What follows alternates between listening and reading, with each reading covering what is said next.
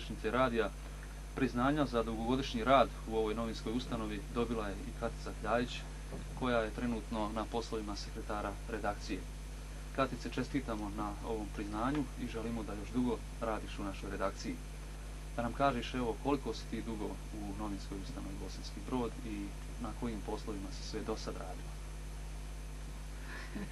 Već 15 punih godina sam u redakciji našeg lista i Radio Bosanskog Broda. Prvo zaposlenje sam dobila na kojim poslovima? Dobila na poslovima spremačice i kurira. To je prvo moje zaposlenje. Posle godinu dana sam postala, dobila radno mjesto administrativni referent u redakciji. Da, a posle toga sam radila na poslovima u računovodstvu, a evo trenutno na mjestu sekretara redakcije. Već 3 godine radim kao sekretar redakcije. Poslije izmjena u organizovanju, zapravo kad smo se integrisali sa bibliotekom i Narodnim univerzitetom. Evo da nam kažeš kakvi su tvoji odnosi sa novinarima koji su zapravo i najčešće. Ti bilježiš kada svaki novinar ode na teren, sve pozive koji stižu u redakciju, vodiš tu administrativnu knjigu sastanaka redakcijskog kolegija, programskog i novinskog savjeta, koordiniraš zapravo rad u redakciji, ako se tako može reći, zajedno sa urednicima, sa glavnim urednikom, sa direktorom. Da li su teški ti poslovi? Nisu teški poslovi, svi poslovi mogu se obaviti pravovremeno i na vrijeme ukoliko imaš dobre ljude, saradnike s kojima obavljaš taj posao. Mnogo stiže telefonskih poziva. Da li si nekad brojala koliko dnevno zvrkne put telefon i kakvi su ti kontakti sa tim ljudima?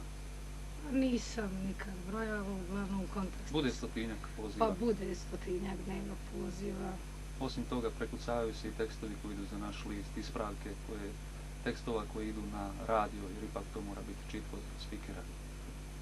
Da li je teško? Nije teško, sve u svemu nije teško, može se stići. Da li je brzo prošlo ovih 15 godina? Pa jeste, dosta brzo.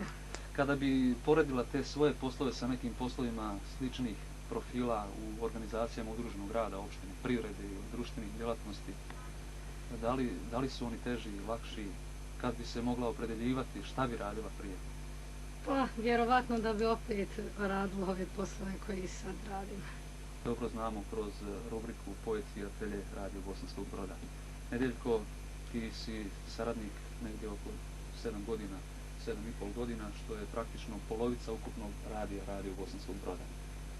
Kakva su tvoja iskustva kroz taj, evo već možemo reći, dugogodišnji rad, sarađivanje sa redakcijom našeg lista i Radio Bosanskog Broda i šta nam možeš reći o toj svojoj rubrici koju evo već godinama spremaš za Radio Bosanskog Broda? Ja mogu da kažem da ovo vrijeme koje sam proveo ovdje, koje neće biti zapisano, možda hoće negdje u nekim hronikama, ali ja vjerujem da je zapisano u ljudima, u slušalcima koji su nas slušali. Vjerujem da su te naše riječi negdje rasle. Meni je stvarno prestajalo radost stvaranja, radost rada ovdje na Radio Bosanskom Brodu. Inače ne bi toliko ni ostao. Tako da je to nešto što vi kao novinari se morate svakog časa potvrđivati. Međutim, i ta radiokultura se isto mora potvrđivati.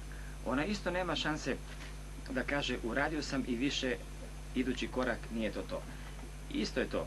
Radio novinar i radio kulturni novinar, to je isto. Život teče, radio radi, a evo ti se baviš i poezijom, pjesništvom. Nije slučajno što uređuješ tu rubriku Poetski atelje. Kakav je taj spoj rad u obrazovanju, obzirom da si nastavnik, rad u kulturi, pošto si i pjesnik, prisustvuješ tim brojnim manifestacijama kulture, a evo i sarađuješ u Radio Bosanskom Brodu. Kakav je taj spoj te tri nekakve djelatnosti, a sve se veže zapravo za kulturu, za obrazovanje, za taj javni život? Jeste, Silja, ja se s tobom slažem da su ti ljudi koji su ovdje vodili programsku, da kažem, politiku program radija, oslobodili, odnosno tražili od nas taj jedan dio energije iz kulture da ide i na ovu stranu edukativnu koja je nekad U svakom slučaju. ovako, nekad Radio onako. je takav medij Jeste, sigurno koji da. dopušta Jeste, dođe kreaciju, direktno do. obrazovanje, Jeste, da dođe direktno do uha. animaciju. Tako da je taj dio mog životnog reda izuzetno ovdje, ne bih kazao da je otišao na drugu stranu, nego izuzetno je Došao bio do izražaja. na pozornici. Mi kasnije, mi pišemo svoje stihove, pišemo svoje priče, pišemo svoje romane ako pišemo, a ovaj dio koji mi poklanjamo je taj dio koji kaže tu smo, dobro je, kultura je jedno strašno razumijevanje, izuzetno razumijevanje među ljudima. Da li će Nedjeljko Zarić ostati saradnik radija Bosanskog Broda i u kom smislu vidiš taj svoj daljnji angažman? Suljo, ja hoću ostati saradnik, inače i zbog čega bi do sada ostao saradnik. Jer kultura je nešto što je ipak jedan dio humaniteta na nekom stepenu. A koja se stalno preobražava, koja stalno doživljava određene promjene, koja se prilagođava vremenu. Sigurno vremenu i tome svemu.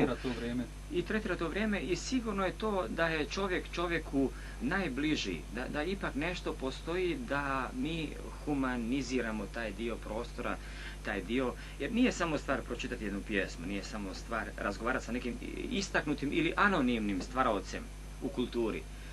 Stvar je da traje nešto što se zove jedna duhovnost. Duhovnost je nešto što je razvijavanje magli, što je to jedno disanje, jedan astralni prostor